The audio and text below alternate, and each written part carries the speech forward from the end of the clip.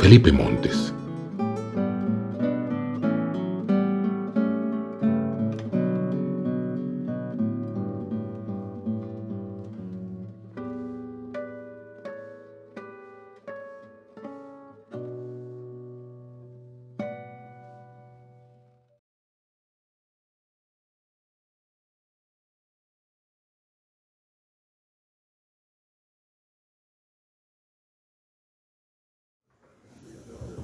Un aplauso para Carlos. Para ustedes, gracias. Muchas gracias por venir, gracias a Felipe Montes, que siempre nos ha apoyado en los eventos del Fondo de Cultura. De hecho, pues de antes de la pandemia, hace mucho tiempo, yo no tenía un cartel así que le estaba diciendo a Felipe, tan exitoso, desde que tuvimos a Felipe, a Hugo Valdés, a Patricia Lauren, a María de Alba. A descanso. Bueno, estaba invitado Armando Alaniz, pero no me acuerdo el otro quién era. Bueno, hay que ver fotos. Entonces, y pues gracias a Felipe por aceptar la invitación, y gracias a ustedes por acompañarnos en estos eventos. Ojalá y todos los eventos se vea así de lleno con ustedes. Y bueno, sin más, les paso a los autores. Vamos a presentar el número 1 de La Isla de la Soledad, que es una trilogía. Espero que ya la tengan pronto para poder presentar nosotros y para poder seguir con la lectura, que está muy buena. Gracias.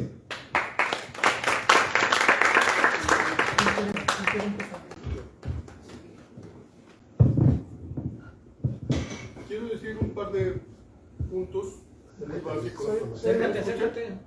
¿Ahí me escuchan? Perfecto. Quiero decir un par de puntos muy básicos en relación con el modo en que intenta colocarse este libro. Creo que hay algo que es básicamente un equívoco y voy a tratar de alimentar esa idea. La idea del equívoco, del falso marketing con el que se trata de colocar este libro. Voy a dar las razones. Las razones están vinculadas al asunto del estilo y al asunto de la metodología que aplica el lector.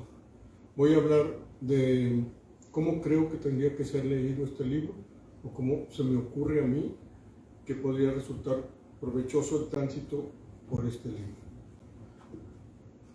Antes que nada, pondría muy en cuestión el asunto del género, de pensarlo como una novela. Es algo que a mí me parece interesante como problema, como estructura, valioso, digno de ser subrayado y también digno de ser discutido. Pero eso ocurrirá ya cuando todos lo hayan leído, lo discutirán con ustedes mismos. Yo dudo mucho que se trate de una novela, pero no dudo de su valor. Avanzo. Voy a hablar algunas cosas relacionadas con el desarrollo de la ciencia, inicios del siglo XX. Algunos de los aportes más importantes en esa época tienen que ver con el desarrollo del conocimiento del mundo microscópico, del mundo numérico, del mundo antropológico y del mundo psicológico. Específicamente en el campo de la psicología, a inicios del siglo XX se lleva a cabo la invención del inconsciente. El inconsciente no es algo que exista en sí mismo, es algo que fue inventado, es una materia teórica. El inconsciente es algo muy similar a todas las figuras que nosotros conocemos dentro del campo, por ejemplo, de la geometría o la trigonometría. Es algo que no existe, pero nadie duda de la posibilidad de referirse a un triángulo. O sea, el triángulo no existe, como tampoco existe el cubo, pero todos tenemos en la cabeza un triángulo, un cubo, un cuadrilongo, lo que ustedes quieran. Bueno, son figuras teóricas que, a pesar de su inexistencia material, tienen un funcionamiento que repercute sobre la realidad. O sea, gracias a las matemáticas es que nosotros podemos estar parados en estos momentos en un edificio. Si no hubiera un soporte de análisis geométrico y de resistencia a materiales, estos edificios no serían posibles, y tampoco sería posible hablar a través de un micrófono, porque todo esto es una invención proveniente del desarrollo de las ciencias. Muy bien. El psicoanálisis contribuye en ese sentido. ¿A qué ayuda el psicoanálisis? ¿Por qué es importante como práctica el psicoanálisis? Porque hay un conjunto de enfermedades que se atribuían a la existencia del demonio, posesiones muy diversas, que eran abordadas de una manera religiosa y también de una manera física, ya sea a través de manguerazos, a través de oraciones, a través de latigazos, y así se fueron construyendo pues pequeños recintos a donde se constreñía a los locos, y eso ya era civilizado si se le compara con la nave de los locos, que era algo así como la hacienda de... No, la hacienda de la universidad que tiene allá, en Suazua, era algo así, sí. Era una manera de remitir a la gente, lanzarla al mar y no volverla a ver jamás. Era una pena de muerte, ejecutada de una manera muy humana, o sea, no los están matando, los están lanzando al mar. Bueno, todos esos eran abordajes de la locura. El psicoanálisis permite abordar una sección de la locura a través de la invención del inconsciente. ¿Cómo lo logra? Lo logra a través de mecanismos prácticamente mágicos que provienen de, pues del campo de la imaginación. A Freud se le ocurre que lo que ocurre en los sueños incide sobre la vida de los pacientes, porque los pacientes le cuentan sus sueños muy seguido, y comienza a tratar de analizar los sueños de los pacientes. Para construirse un lenguaje, acude a sus propios sueños y, desentrañando sus propios sueños, interpreta los sueños de los pacientes para tratar de encontrar cuáles son las estructuras defensivas que hacen que esos conflictos entre la libido y la prohibición operan dentro del paciente, creando la neurosis. La neurosis es eso, una lucha entre el deseo y la prohibición, el deseo y la censura. Muy bien. Los mecanismos que caracterizan al sueño nos hacen verlo como algo que, en primer lugar, es ajeno al tiempo. O sea, en el sueño conviven pasado, presente y futuro de una manera indistinta. Segunda característica. En el sueño, el protagonista es el soñante, independientemente de que el soñante no aparezca. Todos los sueños se refieren al sujeto. O sea, todo proviene de su imaginación. El centro del sueño es el yo. Muy bien. Tercer elemento. En el sueño no existe la prohibición. Todo es posible en cualquier orden. Tampoco existe la lógica.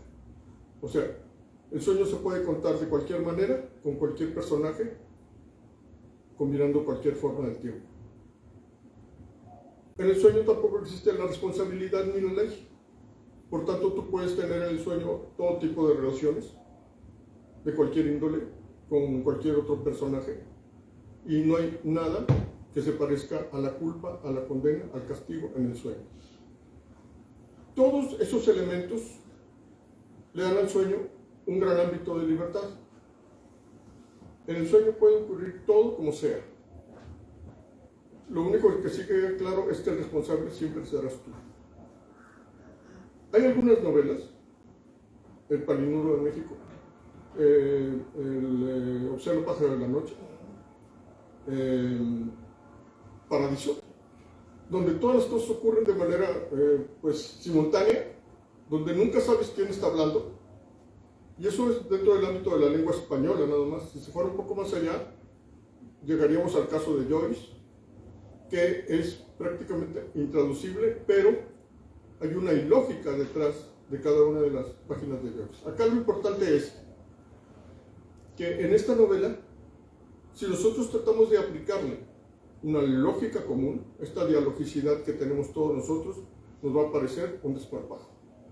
O sea, ¿por qué el niño Fidencio se comporta de esta manera? ¿Por qué hay un conjunto de enumeraciones aparentemente caóticas que parece que están describiendo algo y al mismo tiempo describiendo nada? ¿Por qué la macroplaza va más allá de los límites de la macroplaza? ¿Por qué los tiempos se entrecruzan? Todo eso visto desde una óptica onírica y surrealista, es absolutamente lógico, transitable y divertido en esta novela. Pero si nosotros queremos verla como una novela convencional y tratamos de pensarla con los mismos marcos con los que pensamos las obras de Eduardo Antonio Parra, las obras de Hugo Valdés, no va a cuadrar con nada. Tampoco se parece a las obras de David Toscana, porque todas esas narrativas están hechas dentro de un campo absolutamente convencional y secuencial. En esta obra no existe eso, y ese es el valor fundamental de la obra para mí, que esté planteada de una manera estrictamente onírica, que haya un atrevimiento de esas dimensiones y que nosotros podamos tener sobre la mesa una obra absolutamente surrealista y onírica, que estemos dispuestos a consumirla y a discutirla. Entonces, yo te agradezco muchísimo las dimensiones de este atrevimiento. No es fácil. Yo quisiera pensar en el aparato crítico que va a surgir a partir de esto, y no es un aparato sencillo de construir, porque no es una novela que se pueda consumir gratuitamente. Entonces, bueno, muchísimas gracias. Los lectores, cada uno tendrá su juicio. Esa es mi idea. Para mí, esta novela es una novela que se puede abordar desde una maquinaria clínica, y vale la pena, y también desde una maquinaria literaria, donde es mucho más difícil de abordar, pero ahí está. Gracias.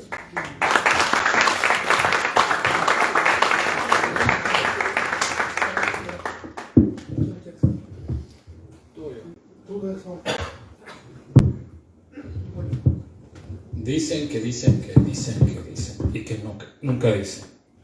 Cuando comencé la lectura, soy una persona de que tiene mucho morbo. Ese es un estado natural. Ya el personaje que uno genera está cargado por eufemismos de antipatías y eufemismos también de simpatías. El asunto es que empecé a darle una buena vista al libro de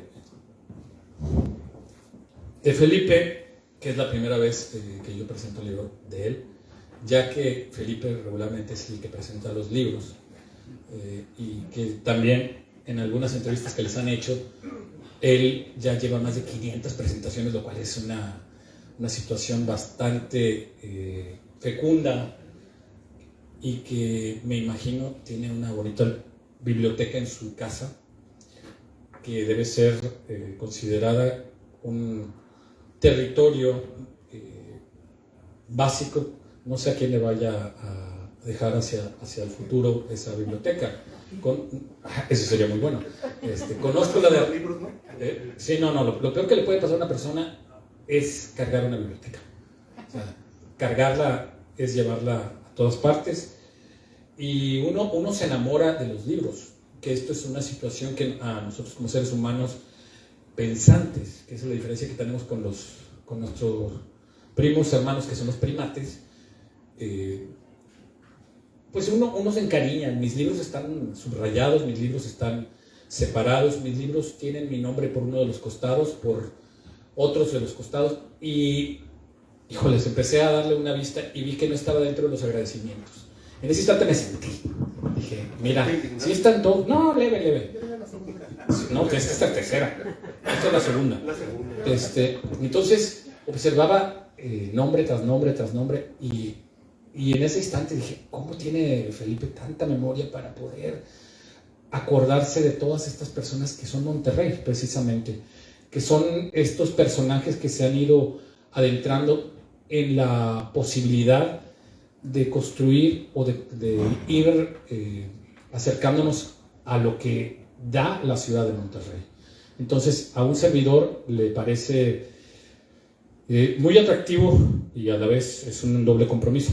Cuando me invitó el Che, mi amigo, que le estaba mandando WhatsApp siempre, y que siempre tengo la fortuna de que tengo más de 30 años de conocerlo, cuando teníamos más cabello, ambos, me dijo que había que leer el libro para presentarlo, que si tenía oportunidad. Le dije, sí, por supuesto, es un honor presentar el libro de Felipe. Ya había leído desde la casa natal y algunos otros, el Evangelio del Niño Fidencio. Y siempre he encontrado la manera de cómo hacerme de esos libros. Debo admitir que gracias a la vida que me ha dado amigos, y esos amigos están en ciertos puntos en la universidad o en ciertos lugares que donan estos libros que no se van a embodegar. Eso es de cajón. Entonces me permitió acercarme a este libro, me permitió irle conociendo, y lo otro que siguió es que le pedí a mi compañera que estaba ahí conmigo, dije, ¿me lo puedes empezar a leer? Y empezamos con la declaratoria que se le hace al rey, y yo siempre me he declarado republicano, o sea, entonces tengo un problema ahí. Cuando empecé dije, híjoles, los Borbones, fuera los Borbones, y casi le tomo una situación de quema, no del libro, sino de quema interior. Pero lo pude solucionar con paciencia y con salir a respirar y decir, bueno, algún motivo tiene Nuestra Señora de Monterrey, que es realmente un título bastante pomposo y soberbio, decir que Nuestra Señora Metropolitana de Monterrey, desde Diego de Montemayor. Entonces creo que si bien Mario Anteo escribió la primera novela sobre Monterrey o sobre el nuevo reino de León, Felipe le está dando una secuencia cinematográfica a esta aportación. Y no me voy por San Juan Bautista, el historiador, tampoco, no quiero irme tan lejano para mencionar cómo era, ni tampoco. Ahora resulta que Nuevo León estaba hundido en un mar. Entonces me quedé pensando si lo que había escrito Abraham Nuncio sobre las bonitas pastizales, que los miles de vacas y de cabritos y todo que llegaron para acá, sí habría sido cierto que cambiaron el entorno. O sea, me quedé pensando también en ese sentido. La ciencia es maravillosa, y como también lo menciona Gabriel Contreras, no quiero parecer que nos hemos confabulado, para poder distinguir cómo se va a partir de la psicología construyendo una obra literaria, porque cuando nos sentamos a escribir lo hacemos cargando muchos de nuestros fantasmas, muchos de nuestras asegúnes, y voy a tratar, no sé, como Daniel Sada, de utilizar tantas palabras norestenses, pero sí voy a usar algunas que estén dentro del refractario de nuestras ideas en este gran pastel que es la Hacienda de la Soledad. Me quedé pensando en las tardes en las cuales, o sea, como me siguieron con las lecturas, en las tardes que yo pasé en la casa de mi abuelo, que estaba en la calle de Pablo Olivas, a 4 cuadras de la presidencia municipal en Marín. O sea, esa era la casa de mi abuelo, la casa natal. Y entonces, los años 70, en la época de don Alfonso Martínez Domínguez, teníamos que ir a lavar la ropa hacia allá, porque no había agua en Monterrey. Entonces, cualquier parecido al de ahora es una mera coincidencia trágica. ¿En los 80 entonces? No, ya teníamos rato. ¿Era en los 80? ¿Sí? Sí. ¿Zorrilla cuándo salió? En los 70. ¿Y cuándo entró don Alfonso? En los 80. ¿Y quién está después de Zorrilla? Perdón. Me dudo a veces de mi consecución histórica, pero sí era una forma. Entonces ahí descubrí yo la pornografía en la casa de mi abuelo, y no era de mi abuelo precisamente, sino que un tío que es fotógrafo, que ya falleció, que fue un magnífico arquitecto y mejor fotógrafo, utilizaba la bodega de la casa de mi abuelo, una casa de sillar, para guardar rollos sin velarse, y también para guardar todo el material que no cabía en sus departamentos, porque tenía 2 en los condominios Constitución. Entonces, para mí eso era parte de la gran oportunidad que existía de ese Monterrey que ahora con los Happy Problems, que ya esperan 1 millón más o 2 millones más de personas, y que me perturba imaginar que yo siga viviendo en esta ciudad con este caos y con esta falta de oportunidad, porque se construye una ciudad para, con lo que le llaman nearshoring, para nearshoring, near. De cerca. Sí. Discúlpame, pero estuve en el de relaciones y entonces pocos hablan de eso, ¿no? Entonces, bueno, pues además pues era clase baja no, media. Entonces, me acordé de todas las situaciones que habían en esta ciudad cuando empecé a escuchar la colonia María Luisa y algunos otros espacios que para mí eran inaccesibles. ¿Por qué? Porque no me salía el cuadro del edificio 20, el apartamento 23, donde yo vivía. Entonces no me podía salir ni siquiera del 5-5, que era el de mis abuelos, y que mi abuela me echaba el ojo, y que jugaba con los monitos de Star Wars y con los monitos de Matchbox, una cosa así, los carritos, y construíamos carreteras en tierra, lo cual ahora, pues, en tierra solamente hay cuerpos, ¿no? Solamente lo que encuentran, ¿verdad? Y si los encuentran, si les dan oportunidad. Entonces, me fui adentrando en esas páginas del discurso del narrador. Y yo me quedé mucho pensando en lo que va adelante. Y posiblemente me daba una perspectiva de ese amor que tiene Felipe por Monterrey, de ese amor tan ciego que le da esa sabiduría, esa tranquilidad de tratar de hacer entendible este Monterrey. Y yo lo veo, lo escribo todos los días en Letona y lo escribo en otras partes, porque veo una ciudad muy... Sí. Ahí va para allá. No. Ah. ¿Tú cómo ves las relaciones entre esa obra y la novela? Las relaciones... Híjoles, qué pregunta tan... Es que para mí no es una novela. No, es un discurso completo, es un discurso... Sí. Igual no tiene nada de malo. No. O sea, es realmente una oportunidad de ir adentrándose en unas venas de una ciudad que está con colesterol, digamos así, que trae el colesterol más alto antes de sufrir un paro cardíaco, ¿sí? Por colesterol. Y que tiene... un Civic gris que si está mal parado. Está estacionado en la parte... De al lado. Sí, porque van a salir. El dueño del Civic gris. ¿Qué modelo es? Porque si es bueno, lo saco. No tengo idea. ¿No? No, pues está bien. Así le dice mi amigo Raúl Monter. También hacemos anuncios parroquiales, ¿verdad?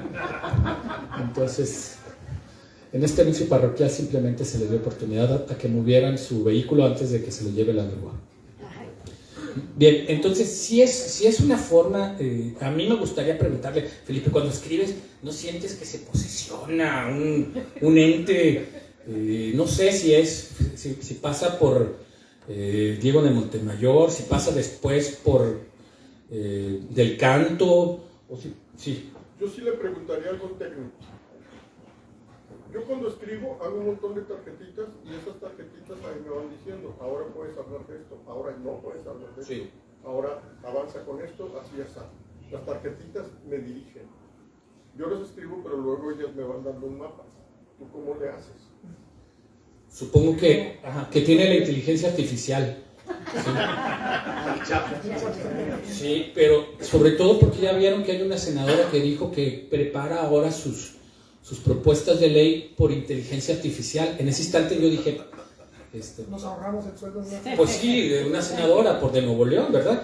Entonces me encarecería decirle, oye, qué padre, ¿cómo cargas toda esa información? Que esa es otra de las preguntas, que si Felipe en algún momento ha utilizado la inteligencia artificial para escribir esta novela. No, no lo creo. Con la natural. Basado en Alexa. No lo creo. En Alexa. Sí, o sea, yo presento los puntos y luego le voy preguntando a Alexa y los alumnos también me pueden preguntar. Y la verdad es que Alexa sabe bastante. Alexa es una amiga tuya. O sea, Alexa sabe. No podemos dudar de eso. Sería muy ingenuo dudar. Cuando escojas a un hombre o una mujer, fíjate cómo le habla a la Alexa, dicen, para que sepas cómo te va a tratar a ti. En ese chiste me quedé así como que, sí es cierto, ya no te fijes cómo le habla a su papá o a su mamá, fíjate cómo le habla a la Alexa, ¿sí? Entonces, bueno, sí es un discurso largo, y me quedé pensando en la multiplicidad de una posesión fantasmal, que eso es precisamente la Hacienda de la Soledad. Me preguntaba un tío mío que si existía todavía la Hacienda de la Soledad. Entonces le dije, pues Alexa, ¿existe la Hacienda de la Soledad? O Google, preguntarle. Y la verdad es que le dije no, y al final me dijo, oye, cuando termines de leer el libro me lo puedes regalar. Y dije, pues sí. Entonces va a la segunda lectura después, ¿verdad? Espero que él haga más señalamientos. Entonces, bueno, ya para no extenderme y darle la oportunidad también al compañero comunista y de la 4T, le ofrezco una disculpa por extenderme. Tiene Felipe una gran suficiencia de lenguaje para ir construyendo todas estas partes de un Monterrey que ahora ya no existen y que probablemente sigan hacia adelante, pero terminen siendo una canción de Babo, el Cártel de Santa, lo cual me gustaría mucho saber si va a ser así o no. Ya así como, ya ven cómo rapean los chavos. Entonces, es fuertísimo el tema de una ciudad como la tiene vista el autor. Esta ciudad que no es solamente acercarse al Casino Monterrey o al Casino del Valle, sino es ver todas las posibilidades que tienen para entenderse. Y a un servidor le da por los mundos oscuros de esta urbe, y he descubierto que como hace 50 años el agua en Tierra Libertad y en la granja sanitaria sigue reventado el drenaje, pero nadie lo menciona, ¿sí? Nada más los chúntaros del barrio, los del Gran Silencio, sí dicen, pues todavía vamos a las tostadas, el cocón y todo, pero nadie dice nada. Y nuestras... Pues sí. Ayer fui a una cervecería a dejar a una persona, que es una cervecería que estaba aquí por Jordán, y estaba anegada de aguas negras. Era un chico argentino y un jovencito 18añero que venden ahorita trastes, supongo que vienen de Argentina, muy guapos los dos y bien vestidos. Supongo que son esos enseres que nunca voy a comprar porque valen como 60 o 70 mil pesos, que no gastan aceite y que no se queda pegado el alimento. Pues supongo que sí. Entonces pensaban que hay esa ciudad que Felipe distribuye en cada uno de sus libros. Y paso frente al estar en las torres que están vacías, y les pregunto, ¿qué es esto? ¿Verdad? ¿Qué es esto? Y si vive gente, me dice, pues yo vi esto, estoy en el piso 27. Y entonces me quedo pensando, híjoles, si hubiera un temblor en Monterrey, ¿qué sucedería con estas torres que muchos utilizan como lavadero de dinero?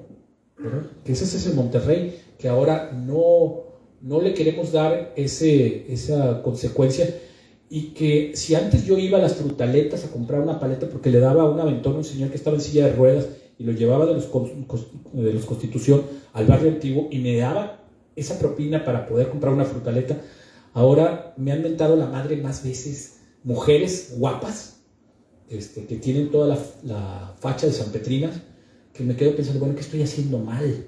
¿sí? Y entonces estas novelas y todos los personajes es como un rewind de todo lo que hemos estado acumulando. Y esta ciudad me parece que tiene una carga emocional muy pesimista, que aún nos hace falta hacer una reflexión, que nos falta una tragedia del tamaño de un temblor, no del Gilberto, porque el Gilberto se va a seguir como el Gilberto que se lleva solamente el agua a las orillas del río, no, nos hace falta algo que nos mueva. Y precisamente esa es la pregunta hacia dónde voy.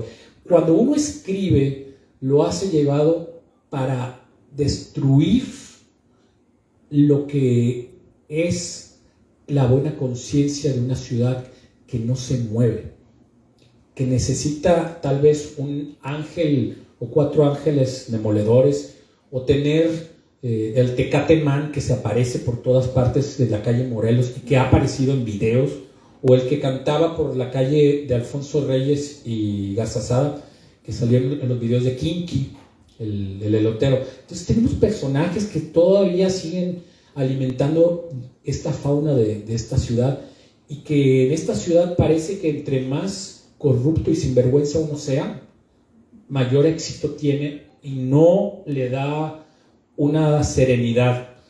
Entonces, pues yo estoy seguro que Felipe, en los tomos, que no sé hacia dónde va todavía, en los tomos 2 y 3, le da en este arranque febril, en esta diáspora de ideas que salen como si fuera la unión del Mar Rojo después de que Moisés bajó las manos y se llevó a todos los carros de los egipcios. Eso por lo menos lo dice la leyenda hebrea, que por cierto ya estamos en el Sabbat.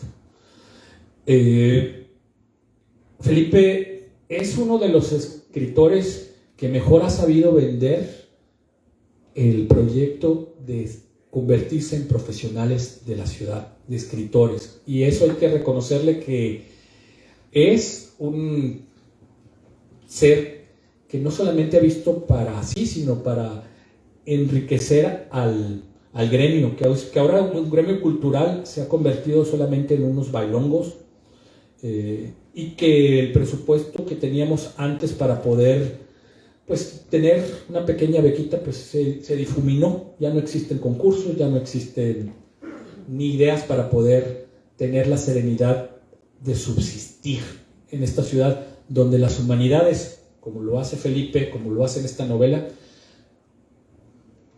no está bien visto, ¿sí? En una ciudad donde existe solamente el gusto por el progreso y no por las humanidades. Entonces, Felipe, yo no voy a decir léalo, ¿no? Cada quien acérquese a la literatura de Felipe bajo su propio riesgo. El riesgo es que al momento que se acerca uno al libro no puede permanecer impasible. Ese es el efecto o el trasfondo de la novela de Felipe Montes, que de alguna manera tomamos una postura, ya sea como convergentes o como divergentes, pero estamos acercándonos a una ciudad que ya no tiene la menor idea y que parece que se ahoga en sangre. Digo, la otra vez estaba escuchando que yo pensaba en construir un hospital donde había estado el penal del Topo Chico, ¿verdad? Entonces ahí tienen que hacer demasiadas limpias, pero con todos los ritos, inclusive hasta los satánicos, si pueden también, para limpiar ahí, porque tiene una carga emocional muy fea ese lugar. Si alguno de ustedes se ha acercado, eso es lo que realmente no es solamente la Hacienda de la Soledad, es Monterrey. Monterrey, que me recuerda esa parte donde, ¿qué has hecho con tu hermano?, ¿verdad? Eso es Monterrey, porque su sangre clama desde la tierra. Entonces, a mi parecer, Monterrey es precisamente donde más existe el deseo de destruir y no el de construir, donde la locura está por encima de la razón. Entonces, gracias Felipe por esta oportunidad. Disculpen lo golpeado, soy norteño. Entonces, No sé acercarme o separarme del micrófono. No soy Adele, tampoco soy Susana Zabaleta, pero me encantaría tener una fe con Susana Zabaleta. Eso siempre lo he dicho. O sea, es para mí una situación, y espero que ninguno de los que está en el presidio esté pensando en la Zabaleta. Entonces, que también es norestense. Gracias, Felipe, gracias, Gabo, gracias a Carlos y gracias al Che. Y le voy a pasar el micrófono a mi amigo y confidente. De secundaria. Sí. Y de aquí nos vamos a ir a bailar al Inter.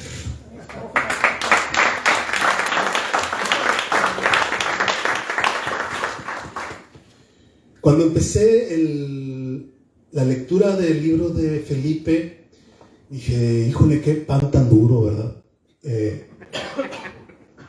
Sí, tuve que tener mucha paciencia, sobre todo cuando, como hace ratito le pregunté a Felipe, perdón por el igual que el señor, pero yo sí tengo una voz muy fuerte, entonces tengo que dejarlo un poco más. Perdón. Cuando yo veo la dedicatoria a Felipe VI, yo me quedé, Dios, ¿verdad? O sea, y esto nada más lo he visto en las obras de Cervantes, ¿no? Dije, pretencioso. Y luego le doy vuelta a la hoja y veo un mapa, ¿no? Y dije, el Señor de los Anillos, Tolkien y cosas por el estilo, ¿verdad? Harry Potter y cosas por el estilo. Entonces empecé la lectura y me detuve muchas veces. Cuando ya empezó a agarrar forma todo, era ya avanzado el libro, y lo último que leí del libro me di cuenta de que a pesar de todo, a pesar de lo que dice Gabriel, en el sentido de que en ocasiones hay una disfunción en cuanto al manejo de los tiempos o al manejo de las situaciones, y creo que son tres relatos que cada uno tiene su sostén, su justificación, y que sí conforman un mensaje, sí conforman una forma de hacer literatura, de transmitir algo. También comparto con Garzón el rollo de el asunto de que retrata a una ciudad de Monterrey, pues sinceramente en una situación pues esclerótica, en una situación terminal, pero no solamente es una situación terminal que tenga que ver con la movilidad, que tenemos 20 años o 25 años de atraso en cuanto a la construcción de infraestructura básica para que la gente común y corriente pueda moverse, para la gente que no puede tener un medio de transporte, un automóvil, ¿no? También estamos hablando de una esclerosis moral, de una esclerosis anímica, ¿no? Creo que por ahí hay un episodio en el libro en el cual en 8 páginas o 10 páginas hablas acerca de ángeles y demonios en la ciudad de Monterrey, y estás refiriéndote a todos. ¿Me explico? Estás refiriéndote a los que están en los mercados, a los que están en las plazas públicas, a los que venden, compran, transeúntes, automovilistas, encargados de una farmacia, a los de los hospitales. O sea, hay todo un involucramiento en ese. Es machacón eso, muy, muy machacón, pero da a entender lo que estoy diciendo. O sea, estos ángeles son ahora sí marginales. Vivimos, y no es porque yo me dedique a la educación cívica, sí, porque hago eso en el Instituto Estatal Electoral, pero vivimos una ciudadanía esclerótica. Vivimos una ciudadanía que no sabe qué es ser ciudadano. vivimos una ciudadanía que no sabe, pues no sabe a veces ni cómo manifestar sus sentimientos, ni cómo manifestar sus razonamientos, ¿no? O sea, sí tenemos serios déficits de comportamiento social. Yo creo que por eso muchos niños ahorita que viven, digamos, su infancia, se encierran bajo 4 paredes con un control, ¿verdad? A jugar, no sé, esta serie, ¿cómo se llama? Last of Us, y toda la serie de juegos que hay, ¿verdad? Es la transindividualidad que estamos creando y que se ha venido recalcando, repitiendo a lo largo de varias décadas, pues no es gratuita, ¿eh? Va directamente relacionada con lo social, el tejido social, cómo se ha venido desintegrando, cómo se ha venido. Ahorita, por ejemplo, acabamos de atestiguar algo muy interesante desde el punto de vista social, desde el punto de vista político. ¿Sí? ¿Por qué? Porque ahora sí que la mejor forma que ha encontrado la sociedad actual de combatir a los que piensan diferente o a los que son diferentes, de alguna u otra forma, ha sido con la cancelación.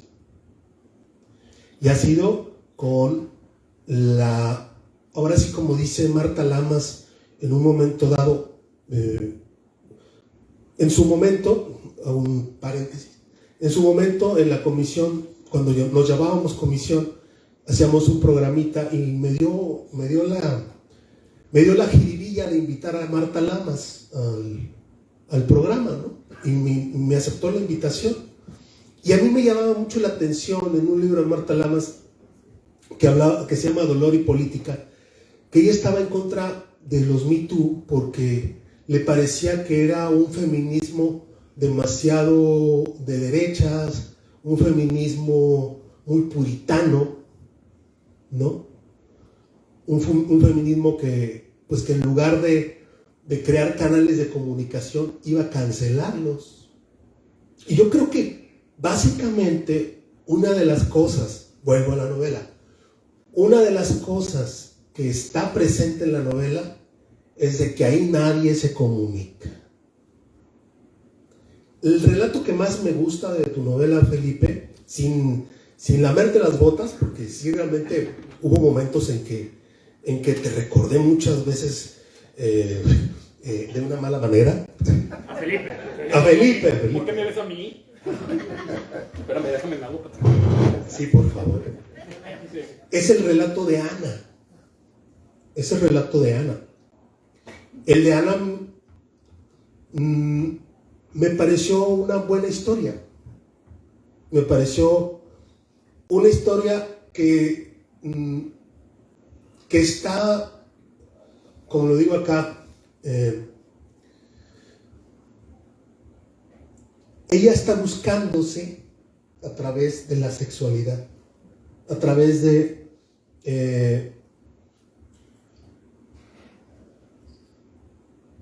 huir de su casa y de estar y de conocer el mundo a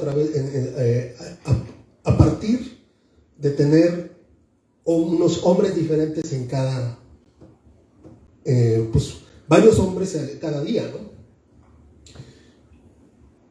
Y todo el ritual del enamoramiento con este personaje, ¿cómo se llama? Jesús.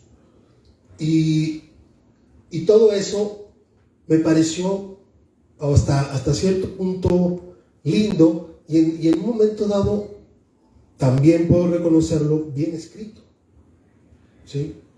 Digo, hay otras cosas, por ejemplo, en la boda en la hacienda de la Soledad, cuando asesinan al personaje que es el novio de Luz, también es algo que a mí yo ahí, por ejemplo, diría, ¿dónde está justificado eso? Pero independientemente, creo que vuelvo a lo que decía Garzón, es una gran metáfora de lo que es Monterrey de alguna manera, de lo que se ha creado en este ambiente, que todos somos corresponsables, no, el PRIAN no es el único que corre la culpa, ¿no? Todos somos corresponsables socialmente. Y hay algo que también me llamó mucho la atención, como el único lugar, la Hacienda de la Soledad, que parecía en la novela, que era la paz, el sosiego, es más, hasta un rollo bien socialista, ¿verdad? Porque pues la hija del dueño se va a casar con un peón en la novela, ¿no? Digo, yo dije, wow, qué padre. O sea, la Hacienda de la Soledad estaba bien chida. Pero Monterrey, y la gente que venía huyendo de Monterrey decían, es que allá está bien feo. Y es también parte de tu discurso del realismo mágico, que hace ratito estaba viendo un video que grabaste, realismo mágico y el realismo fantástico. Yo discutía con Gabriel que yo no le veía mucho de realismo mágico. Yo veía una novela de fantasía, de alguna manera. Pero ahora sí, a base de estar terminando un libro, me di cuenta, y revisando la definición del realismo mágico, revisándola, porque tuve que meterme a revisarla, pues sí, puedo considerar que sí es realismo mágico. Creo que es necesario quizá una revisión de algún tipo de la estructura, pero el detalle es seguir por ese derrotero en tus siguientes escritos, seguir con esa crítica, de alguna manera, esa visión del Monterrey que está. Porque también la novela a mí me pareció que era como que estaba entre el pasado y el presente, ¿sí? O sea, no maneja un futuro, maneja un pasado y un presente, por cómo maneja las nomenclaturas de las calles. Y luego dice, no, pues yo pensaba que era el siglo XIX o siglo XVIII, y luego cuando voy avanzando ya me doy cuenta que la macroplaza y que esto, o sea, cosas más modernas, ¿no? Entonces, creo que eso le hace bien a la novela, porque también te das cuenta que siempre ha sido así, que nunca esta ciudad o esta sociedad, más bien, porque la ciudad no tiene la culpa, esta sociedad siempre ha sido así. Entonces, creo que hay mucho que pensar con esta novela, hay que analizarla aún más, y invito a que la gente lo lea. Creo que se presta al debate, y lo mejor que puede ocurrir en una sociedad, creo yo, es el debate, pero el debate en serio y de las cosas importantes. Ahorita decía Gerson, pues es que ningún noticiero dicen que estábamos colapsados en el drenaje. El otro día en el programa Cambios, hace 2 meses, lo dijeron, que desde el gobierno de nuestro malhadado Bronco ya habían dicho que había un colapso del drenaje profundo en nuestra ciudad. Y eso es cierto. No se ha invertido en infraestructura básica desde hace mucho tiempo. Digo, nada más aquí entre nos, fíjense cómo estarán las cosas. por ahí a veces me dedico a la litigada, y un amigo que tuvieron sus papás tierras en China, Nuevo León, en el Cuchillo, pues es fecha que les deben todavía 300 hectáreas. 300 hectáreas. Desde hace 40 años. Digo, ahí se las dejo votando. Y también en el Carmen. Muchas gracias por su atención. Disculpen por la mala dicción, las malas maneras.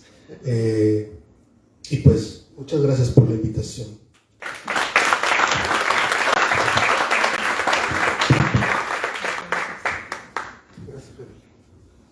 Muchas gracias.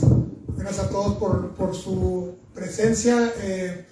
No quiero fingir que es una presentación como cualquier otra, porque para mí es una presentación muy especial. Ya tenía, como bien recordaba Garzón, 6 años más o menos de no tener una presentación de un libro mío, y sí, más de 500 libros de otras personas, y gratuitos además, hay que mencionar.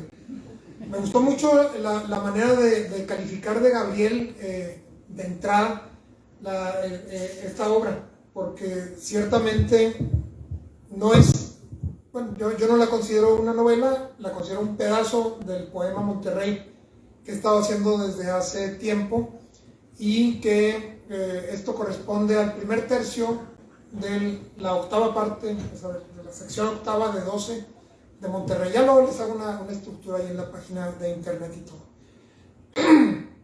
Me gustó mucho por parte de Gerson la lectura que tienes, ¿verdad? La manera que tienes desde tu óptica, que ahorita la voy a comentar, y la forma en que distingues aquellas partes podridas de la sociedad, que no por ser podridas, y lo voy a decir desde el punto de vista de un agrónomo, no por ser podridas son malas, ¿verdad? Es decir, claro que nos afectan a todos y todo esto, pero visto desde las estrellas, pues es la podredumbre de una parte de una pera o de una naranja o algo así. Claro, eso visto desde otro planeta, cuando uno es parte de la naranja no está tan contento, ¿no? Lo que estás diciendo tú, Alejandro, a mí me encanta también, me gusta mucho tu lectura, muy minuciosa además, esa lista o esa letanía que ocurre sobre Padre Mier, o la muerte de Tadeo bajo el picotazo de un pájaro carpintero. No es infantil, no vayan a regalarlo por ahí en algún cumpleaños. Hace una combinación que para mí está extremando el realismo mágico, lo realista hacia lo naturalista, en un sentido como el de Solá, es decir, hacer no solo realismo, sino algo más extremo, más crudo, más feo, pero por el lado de lo mágico, lo fantástico, es decir, llevar la obra a niveles de fantasía, pero no de la fantasía que algunos conocemos, anglosajona y de corte tolkieniano, sino de una fantasía más como la que describía Borges, o más como la que auguraba Carpentier en su ensayo sobre lo real maravilloso y todo esto, ¿no? Bien, a Gabriel lo conocí por un texto precioso, que supongo que lo recuerdas, que demostró nuestra amiga común Lorena Martínez, sobre la Quinta Calderón. No sé si te acuerdas, era un texto muy pequeño. Ella me dijo, yo conozco a Gabriel Contreras porque yo te oí en la radio, y dije, ¿qué es eso? Está precioso ese texto, una descripción sobre la Quinta Calderón que me trajo muchos recuerdos de lo que mi mamá me platicaba.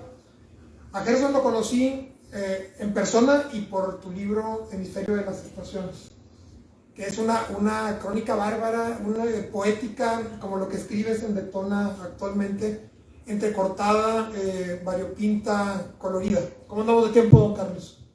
¿Sí? Eso es un minuto.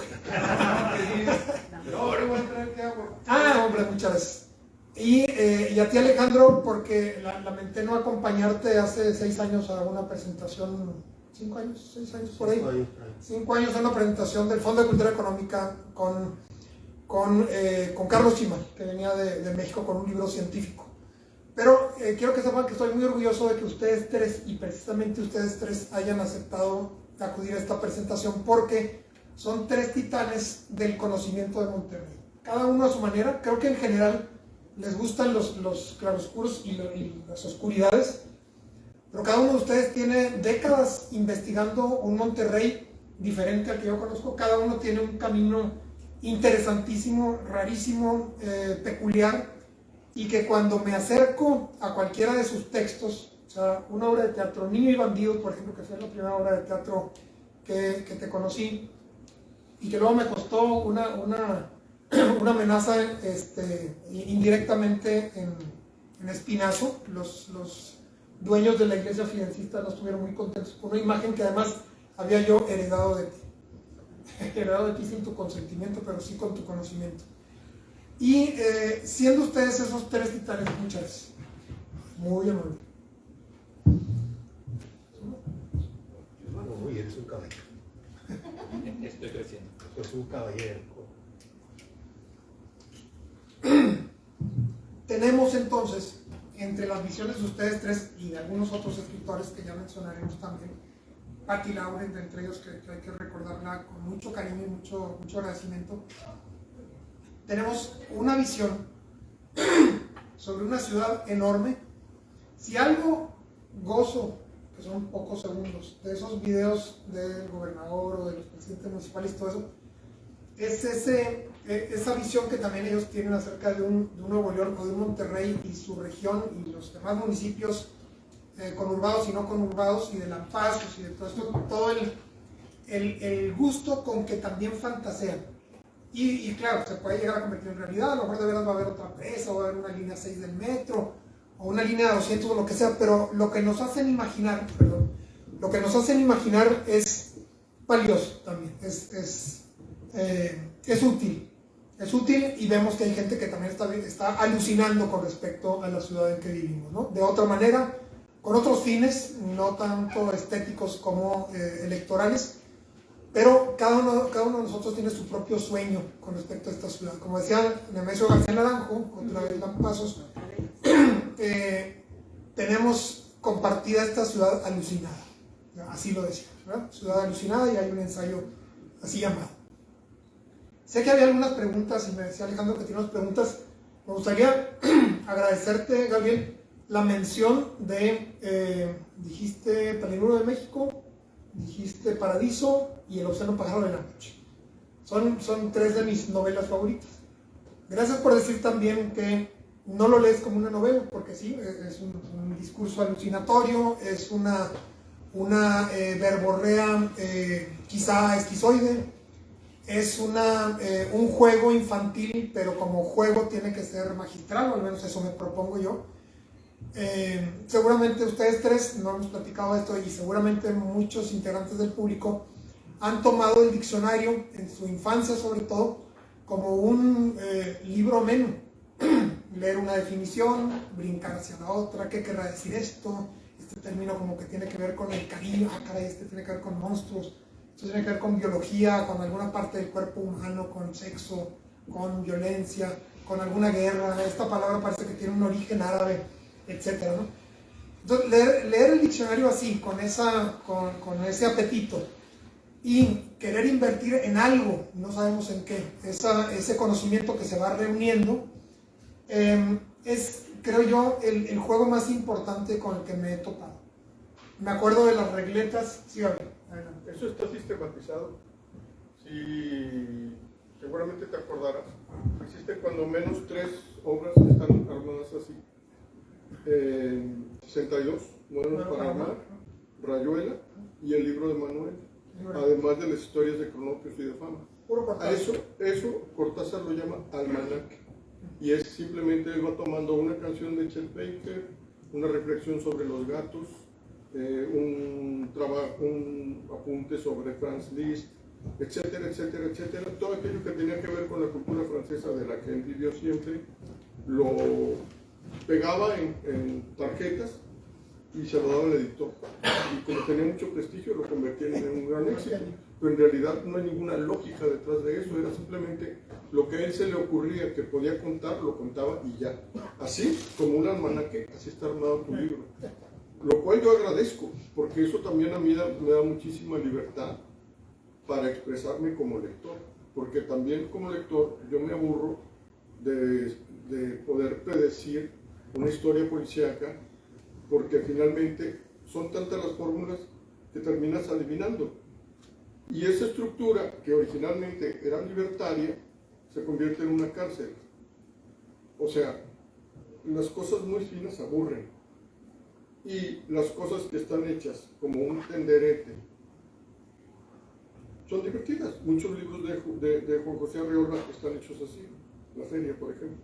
Bueno, esa estructura compite y está muy vinculada con tu libro. Bueno. Muchas gracias, Gabriel. Sí, parte de la estructura me la enseñó Platero y yo, pero también parte de la estructura me la enseñó Gilgamesh. Es decir, lo que estoy haciendo, y ya con esto paso a preguntas de parte del público, lo que estoy haciendo desde que tenía 13 años es un solo poema épico, que tiene su cosmogonía, su teogonía, es decir, el origen del universo, el origen de los dioses, en un orden ahí, espero que les parezca interesante, el origen de la vida, el origen de seres humanos y otros seres que ustedes ven por aquí, demonios y ángeles y mapaches y la fauna local y correcaminos y anacahuitas y todo lo nuestro, ¿no? Pero también el origen de las ciudades y cómo crecen nuestros pueblos y nuestras ciudades, cómo es el devenir de estas poblaciones, cómo nos llevamos, cómo nos destruimos, cómo nos amamos, cómo hacemos actos de cariño, pero también actos de destrucción, y cómo también todo se va destruyendo y cómo terminamos todos bajo una lluvia de fuego y sangre y lodo y otras cuestiones. Más o menos al final va a tener 1.200.000 palabras. Voy bastante avanzado. Esta es parte de su octava sección, es el primer tercio de la octava sección, y ahora ya voy a ser más ordenado porque no sé por qué, pero ya tengo más tiempo para escribir. Esa maravilla del tiempo y de la tranquilidad y de pegar papelitos y de hacer almanaque y de recortar, pero también de volver a pegar, me hace muy feliz desde niño. Me he sentido muy raro desde niño. Afortunadamente estoy acompañado con gente que se ha sentido más o menos así desde antes. Ojalá nos hubiéramos conocido en la infancia. Y bueno, ese es el regalo que le quiero hacer a la ciudad de Monterrey, a Lampazos y a otros pueblos que creo que también existen por ahí. Y ese pues probablemente vaya a ser el único legado, lo único útil que habré podido hacer en muchos años, ¿no? Pero me está gustando mucho, les recomiendo ese libro. Muy pronto voy a sacar la primera parte en mi página de internet. Ahorita discutía con David Ricardo, lo voy a sacar en forma gratuita, lo que he llamado hasta ahora Casa Natal, que no es más que el principio de Monterrey. Voy a poner ahí unas 100 páginas y bueno, vamos a ver qué les parece a ustedes, cómo se originaron estos valles de acuerdo con las leyendas huicholas, la lengua quinihua y la lengua pajalate, bueno, y leyendas recolectadas en varias partes. En este caso en Anáhuac, ojalá hubiera venido Rafael, en Agualeguas, ahí está Rafael, perdón, y en Gualawis también. Pero bueno, ya lo dejo aquí. ¿Alguien tiene algún comentario, alguna pregunta que quiera hacer? Eso, Tere, muy bien, muchas gracias. Tere, ¿qué dices? Cualquiera de los aquí presentes. Sí. Pues que digo, nada, pues qué bueno que son tus amigos. Pues me da la inquietud de leerla. La única obra que he leído tuya pues es la de El Extraviado. Muy bonita esa. A toda la familia. Sí. Y ahora con La Hacienda de la Soledad pues tengo una expectativa, porque cuando hablan de realismo mágico pues a mí me llama la atención, me captura la idea de ir conociendo, porque yo también pues he trabajado como reportera y periodista 30 años de mi vida. Entonces me llama la atención comenzar a ver esos contrastes y esa estructura noristense y esos ángeles y esos demonios que están ahí presentes en los edificios, y que a lo mejor no me había puesto tanto a pensar en ello, ¿no? Pero alguna historia han de contar, porque finalmente yo siempre he pensado que la ciudad refleja, o sea, quiénes somos. Yo a veces digo, ¿de qué habla esta ciudadanía de qué habla, o sea, a lo mejor el manicomio está aquí, ¿no? O sea, somos enfermos y andamos ahí deambulando y trabajamos y nos aceptamos y estamos dentro de instituciones, incluso hasta hay que las preside y están enfermos, ¿sí? De bagaje. pero creo que ahí pues hay una invitación para todos para encontrar o para escudriñar en esa puesta juguetona que ya lo dice, que no vamos a empezar a encontrar de la A a la Z, sino que va a ser una provocación, eso es lo que entiendo, que va a ser una provocación y que nos vamos de pronto a encontrar, pues a lo mejor sumergidos en esa catarsis que en algunos, por lo que dicen, en algunos momentos te llevó ahí la pluma, ¿no? Espero encontrarlo. Ya ha sido muy prometedora esta historia aquí el día de hoy y pues sí me propongo leer. Pues muchas gracias. Un aplauso para Tere, por favor. Carlos, ¿tendremos tiempo para unas 2 o 3 preguntas? Sí, ¿Todavía? Muy bien. Bueno, antes de la siguiente pregunta, quiero agradecerle a Carlos Ramos, que es el verdadero artífice. No le digan a Paco Ignacio Taibo, que nos mandó un saludo de todas maneras, ¿verdad? De verdad, muchas gracias, Carlos, porque bueno, yo sé que esto cuesta riesgo y cuesta a veces sudor. Y no sé si desvelada, espero que no te desvelemos hoy, pero sé que mucho esfuerzo, mucha paciencia, mucha invitación y sobre todo mucho cariño por la literatura y por nosotros. Sí, muchas gracias a ti por aceptar la invitación. Sabemos que, era riesgo por esta situación que pasó, pero siento yo que vale más la literatura que cualquier manifestación, inclusive, ya como tú me comentaste, no hay ninguna situación legal que haya. Entonces, pues son chismes de Facebook. Y eso le quiero aclarar a Gabriel. Yo nunca he tenido problemas legales. Y es preocupante ellas están teniendo problemas cualquier persona que pueda difamar a otra, muchos lo siguen nomás porque salió en Facebook. Sí. O sea, es como decir, mi hijo, es que si está en internet es cierto, ¿no? Es cierto. O sea, entonces, muchas gracias a ustedes, a todos por venir. Gracias a Felipe. Gracias por la reacción. Te escuché, Malena, y escuché a Nancy, nomás que ya se fue. Y a Raúl también, y bueno, y otros que están ahí que no les agradezco en persona, ¿no? Y a los compañeros que presentaron también. Sí, por que estar ahorita le vamos a valientes. dar el agradecimiento a ellos. Muchas gracias. Gracias a ti, Carlos. Aplausos. Vamos a ver, una segunda pregunta. Javier, que me regaló mi primer libro de Marcel Proust hace algunos años en prepa. Oye, pues muy bien por tu tenacidad y por pues abrir este campo mágico. Fíjate que yo ayer fui a comprar unos palecates a la zona ahí de Morelos y ahorita pensando en la ciudad, pues vi a gente que venían trabajadores, no sé, o sea, de San Luis y se juntaban y pidieron una pizza o algo así. Y luego vi a otros que parecían chilangos, que hablaban así con su tono. Y la chica que me iba a entregar los palecates no llegó porque chocó el camión. Total que fui a México Mágico. Total fui, o sea, fue un momento en eso que ya después ya no llegué a donde tenía que ir. Se te olvidó. Porque perdí tiempo ahí. Pero y el tráfico estaba hecho un caos. O sea, eso de las 6, 7 de la tarde. Entonces sí, la ciudad está hecho un caos, es una argamasa de gente, de ideas, de costumbres, de situaciones y todo. Y bueno, la cosa es ver una perspectiva en tu libro y no sé, a lo mejor coincidir ahí en el pensamiento, en las experiencias y en todo enriquecernos con cosas que a lo mejor no sabemos o no sabíamos o que nos vamos a enriquecer con tu libro. Muchas gracias. Ahí vas a hallar mucho de lo que platicábamos en prepa. Otro para Javier.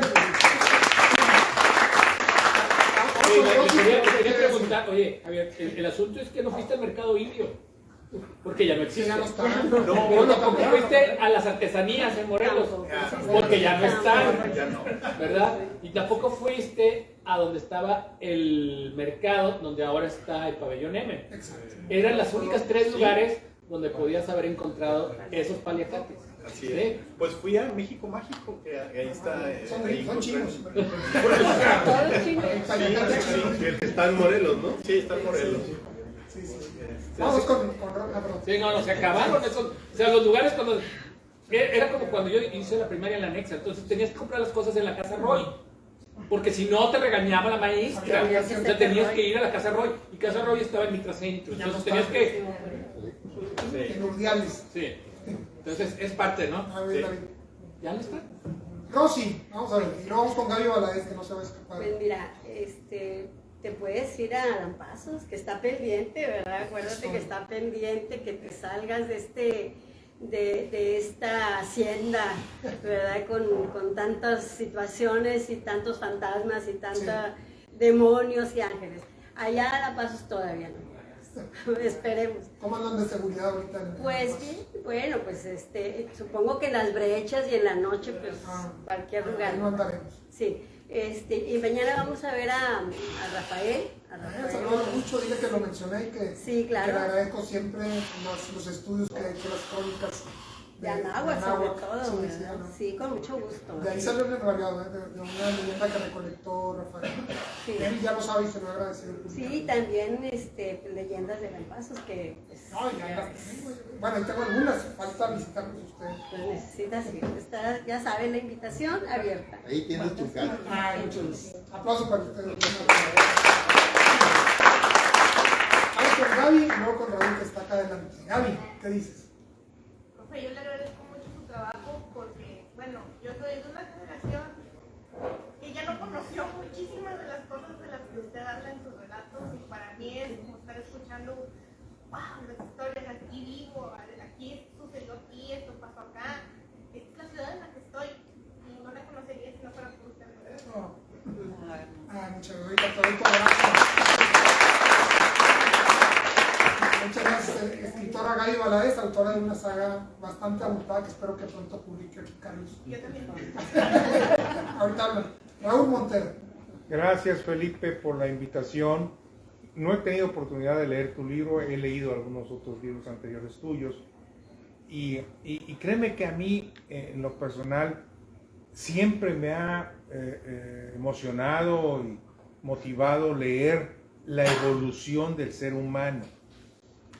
Y todo esto se concentra mucho en la antropología del ser humano. Entonces, para mí la evolución, para mí es algo natural. O sea, el ser humano va evolucionando, es un dinamo que surge y que surge y que cambia y que cambia. Entonces, no he leído tu libro, pero repito, pero a mí no me sorprende que a ti te sorprenda la evolución que ha tenido esta ciudad. Es algo normal, es algo natural. Si pensáramos quedarnos estáticos en los años 20, 30, 40, 50, 60, 70, creo que no estaríamos reflejando lo que realmente es la humanidad, ¿verdad? Y pongo dos ejemplos que para mí han sido muy importantes. Si ustedes se remontan allá a la Edad Media, un poquito después, resulta que de repente surge la imprenta. Y la imprenta le da un giro total a la evolución de la humanidad. ¿Por qué? Porque la mayor parte de la gente estaba aprendiendo de oídos, de lo que decía fulano, sultano, merengano. Y de repente, ¡pum!, la imprenta te pone en la palma de la mano páginas o lo que fuera, y tú empezabas a leerlo, ¿verdad? Y eso es una evolución de la sociedad. Y en aquella época les debo recordar que hubo censura a la imprenta. Censura a la imprenta, ¿verdad? ¿Qué pasó después? Viene la revolución industrial y entonces la gente empieza a tener más trabajos y se empieza a mover del campo a la ciudad, con todas las complicaciones correspondientes, y el campo se queda atrás, ¿verdad? Y si me voy un poquito más para atrás, no recuerdo, ahorita no me pregunten cuándo, pero las universidades empiezan a surgir en los reinos, y entonces los hijos de la realeza empiezan a ir a las universidades y tienen más conocimiento que sus padres y que la realeza. Y ellos dejan la realeza y empiezan a producir otras cosas. Y es una evolución más. Y así nos vamos rápidamente. Y me voy avanzando rápidamente, y creo que tu libro va por ahí. Resulta que en el año 2000, un poquito antes, unos 15 años antes, surge el teléfono celular para comunicarnos, ¿verdad? Y aquí en México, gracias a Carlos Slim, aquí Alejandro no me va a dejar mentir, se privatiza Telmex, o la vende Telmex a la iniciativa privada, y nos tardamos casi 30 años en tener 40 millones de teléfonos fijos. 40 millones de teléfonos fijos. Y resulta que surge el teléfono celular. ¡Wow! Y en escasamente 15 años, hoy, el día de hoy, estamos a 28 de abril del año 2023, hay más teléfonos celulares en México que seres humanos. Y es una evolución que nos ha cambiado totalmente. Y ahorita ustedes pueden acudir, y Tere y yo tenemos pues vamos a decir, el privilegio, el gusto de viajar a los pueblos. Recorremos todos los pueblos. Yo me encuentro en las plazas a muchas señoras, muchos jóvenes con el teléfono celular. Y me acuerdo que un día, ya no me acuerdo ni en dónde, creo que fue, no sé, no me recuerdo. Estaba una señora ahí con el teléfono celular. Oiga, ¿está usted comunicándose con alguien? Y me dice, sí, le estoy escribiendo a mi hija que está en Los Ángeles. Y era una mujer original, digo, nativa.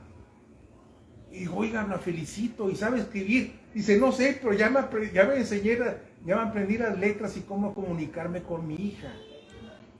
Eso es la evolución, esa es la antropología de nuestro ser. ¿A dónde quiero llegar, Felipe? No nos asustemos con la evolución. Preocupémonos más bien de la educación. Preocupémonos más bien de cómo tenemos que sembrar esa raíz de lo que es nuestra sociedad como tal, ¿verdad? No, que sigamos evolucionando, no lo podemos detener. Gerson decía, ya no existe el mercado indio, ya no existe el mercado de Colón. Pues no van a existir. En mi memoria era el mejor caldo de res. No lo dudo, Gerson.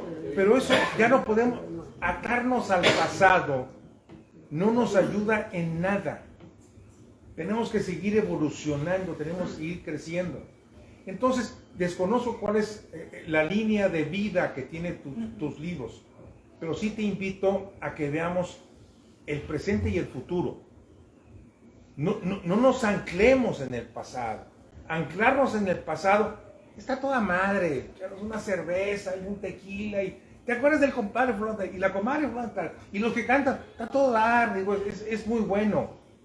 Pero a nuestros hijos, el día de hoy, fíjense, yo he estado estudiando todo esto. No soy experto en ello. Tengo escasamente, espérenme, me lo va a corregir. No sé si tengo 10, 12 años de estar escribiendo, ser editorialista y entrevistar. O sea, soy novato en esta materia. Pero todos estos años me han enseñado, ¿saben a qué? A que a los jóvenes no les gusta la historia, les vale madre la historia. Lo que quieren los jóvenes es hoy vivir experiencias de hoy. ¿Por qué ha tenido tanto éxito el TikTok? Porque son experiencias cortitas que transmiten, ¿verdad? Están vacías. Lo que a nosotros, lo que nos toca es llenar ese vacío. Es darle forma a ese vacío con un objeto de lo que vivimos en el pasado se tenga que aprovechar para el futuro, pero no poner como condición el pasado para vivir el futuro, ¿verdad? El joven no nos va a escuchar. Es que cuando yo era joven andaba en un triciclo. Le vale madre. Perdón por el francés garçon, pero esa es la verdad. Le vale madre. Lo que él quiere ver qué va a pasar para adelante. Entonces, voy a leer tu libro con mucho gusto. Aprecio mucho tu trabajo y el trabajo de Gerson, de Gabriel y por supuesto de Alejandro. Pero yo los invito a que en nuestro chip pongamos también cómo tenemos que comunicarnos en el futuro, cómo tenemos que comunicarnos con las futuras generaciones y sembrar nuestra raíz, nuestros principios, nuestros valores. Gracias.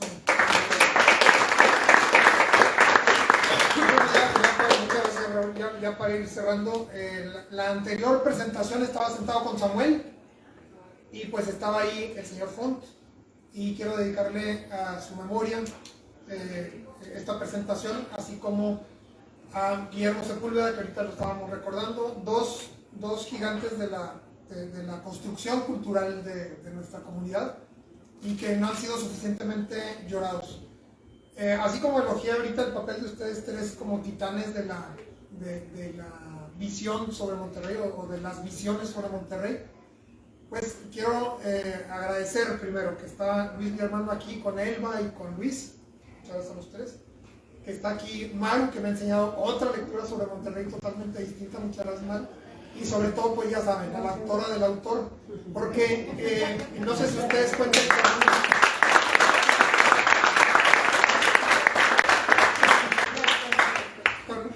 Sí, Maru tiene una lectura de Monterrey sumamente interesante y curiosa y amable y amigable.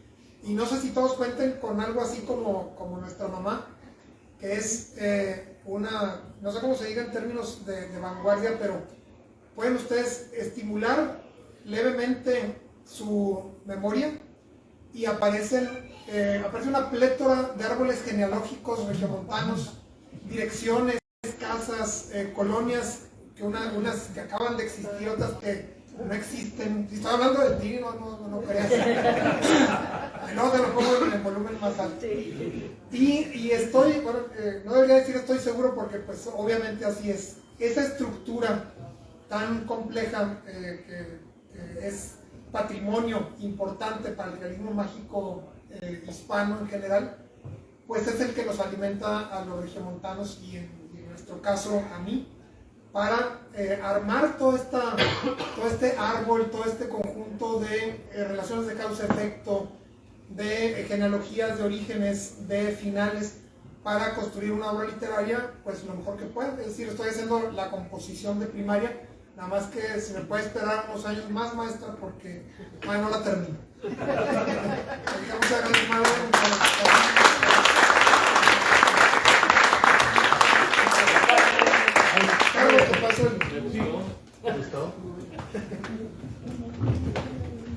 Pues muchas gracias a todos. Yo siento que hicieron una descripción de la novela muy sesuda, muy interesante.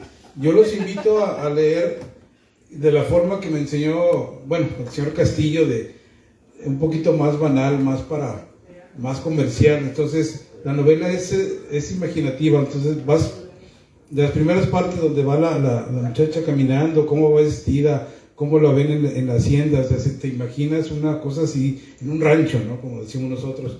Y luego cambia a donde están peleando el papá y el hijo con los perros, dices, esto es posapocalíptico, no sé. Entonces, tiene mucho para imaginar, ¿no? Esa novela vas leyéndola, no dudo que tenga unas estructuras como ellos dicen, pero yo la leo por placer. Yo soy un lector que a veces no analizo, sino que me place leer. De repente encuentras unas frases que dices, ay, esas hay que subrayarlas. Entonces, léanla por placer, léanla con imaginación. Y bueno, el libro está ahí abajo a la venta, que esa es otra parte que nos toca a nosotros, y les agradecemos su visita. Gracias.